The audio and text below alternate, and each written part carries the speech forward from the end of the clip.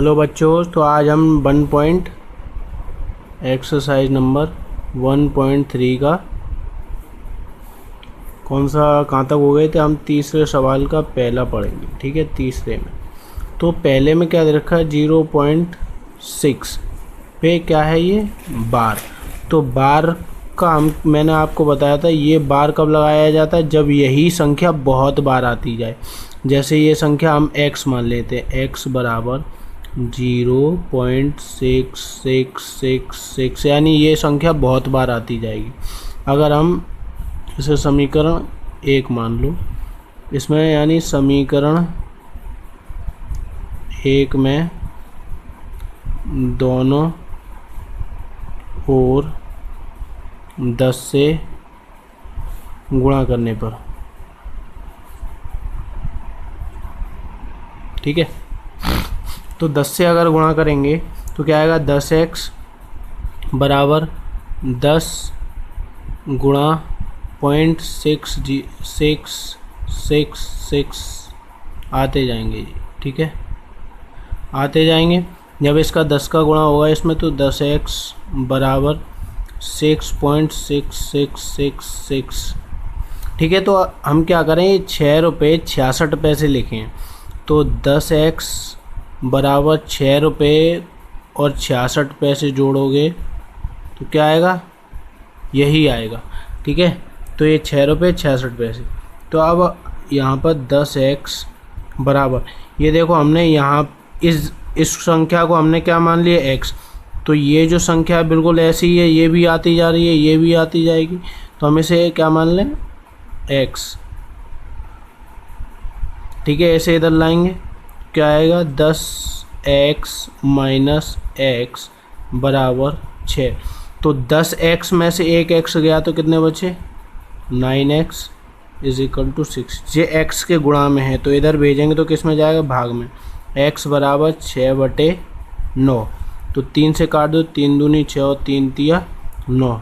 तो x बराबर कितना आ गया, 2/3, ठीक है। ऐसे ही आपका कौन सा सवाल होगा, तीसरा, ठीक है। क्योंकि इसमें पॉइंट के बाद कितनी संख्या है, 1, तो हमने 10 से गुणा किया, ठीक है। अगर पॉइंट के बाद ये 4 5 7 होती, यानी पॉइंट के बाद 4 5 7 होती, इस पे बार लगा होता, तो अब हम क्या करते, इसमें 1000 से गुणा करते। जैसे आपके तीसरे सवाल में दे रखा है क्या, 0.00 और ये दे रखा है, इस पे बार दे रखा है।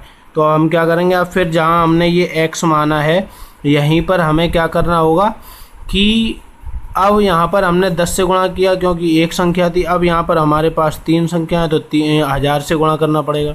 लेकिन अब हम दूसरा वाला देखेंगे क्योंकि वो थोड़ा अलग तरीके का है। तो इसमें क्या है, उसमें दे रखा है 0.47, ठीक है।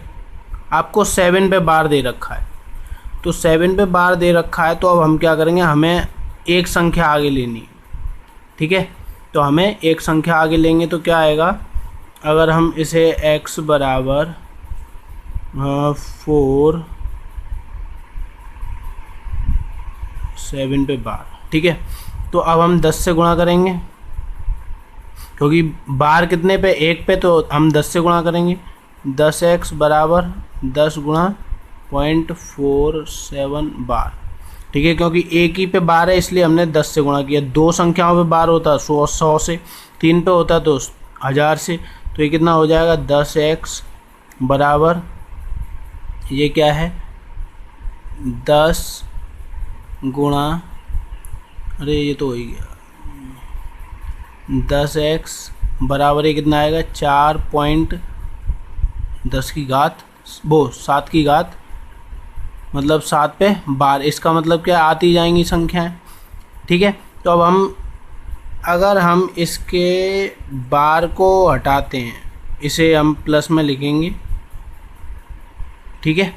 इसे जोड़ेंगे तब भी यही आएगा पॉइंट, ठीक है।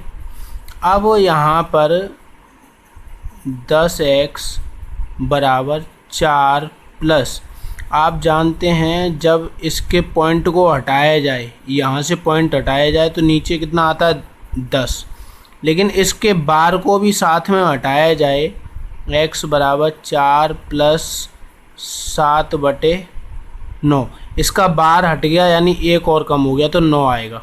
ठीक है, तो 10x बराबर 4 नाम 36 और 7 कितने हो गए 36 और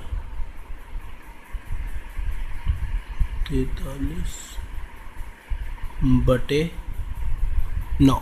ठीक है, ये इसके गुणा में काय में आएगा भाग में, तो x बराबर कितना आएगा 43/90। ठीक है, तो ये वाला सवाल और आपके पास 4th वाला सवाल है जो दे रखा है 0.9999, इसका मतलब क्या है, ये 0.9 पे बार दे रखा है, ये भी तुम खुद कर सकते हो। ठीक है, और 5वें वाले में क्या है 1/17, तो 17 से आपको 1 में भाग देना है। ठीक है, 1 में भाग देना है, और फिर आपको दे रखा है मतलब एक वो कौन सा है 8 में क्या है 5/7, इससे इसमें भाग देंगे 5 और कौन सा 9/11, 9/11, 11 से इसमें भाग देंगे तो आंसर तुम्हें ही करना है। ठीक है, अब इसमें आपको 9वें में क्या दे रखा है कि √23 एक अपरिमेय संख्या है, क्योंकि यह जो है एक तो अभाज्य इस वजह से अपरिमेय। ठीक है, तो अगर इसका हम रूट खोलेंगे तो ये एक अभाज्य संख्या, पुनरावृत्ति भी नहीं होती, इसलिए क्या है अपरिमेय संख्या। ठीक है, और ये क्या है अगला जो 225 है, 225 तो आप इसका रूट निकाल ही सकते हो 15, तो ये क्या है एक परिमेय संख्या है। क्या है परिमेय संख्या। और 0.3796 ये भी कैसी है परिमेय संख्या, क्योंकि इसे भी आप P/Q के रूप में लिख सकते हो, इसे भी आप P/Q के रूप में लिख सकते हो। और एक 7.478478, ठीक है, तो इसे भी आप क्या है ये देखो यहाँ पर 4 7 8, फिर से 4 7 8, फिर 4 7 8, फिर 4 7 8, यही आता जाएगा, यानी ये एक पुनरावृत्ति हो रही है, दोबारा से वही संख्याएं आएंगी। ठीक है, दोबारा से वही संख्याएं आती है तो ये क्या होती है परिमेय संख्या होती है। ठीक है, और एक अगला है 1.10, फिर 100, फिर 1000, ठीक है, फिर 10,000, यानी अब यहाँ पर देखो ये क्या है 10 हो गया, यहाँ पर 100 हो रहा है, यहाँ पर 1000 हो रहा है, यहाँ पर 10,000 हो रहा है। ठीक है, इसलिए ये क्या है ये पुनरावृत्ति में नहीं है, तो ये क्या है एक अपरिमेय संख्या है। कैसी है अपरिमेय संख्या। तो ये आपका यहीं पर चैप्टर फिनिश हो जाता है।